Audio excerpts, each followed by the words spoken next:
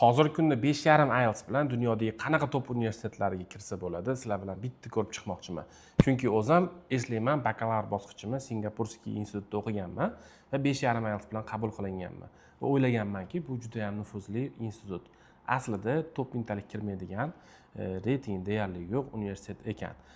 Hozirgi kunda masalan, agar sizda 5,5 IELTS bo'lsa va bakalavrga kirmoqchi bo'lsangiz, dunyodagi 20-o'rin turadigan universitetga ham kirsangiz bo'ladi. Va admission protsess kafolatlangan. 5,5 IELTS bo'lsa, yetarlicha kontrakt pulini to'lash uchun mablag'ingiz bo'lsa, aniq kira olasiz. Endi qarang, bu universitetda deyarli har bitta yo'nalish bo'yicha ilmiy izlanish qilinadi va akademik reputatsiyasi ham juda ham baland.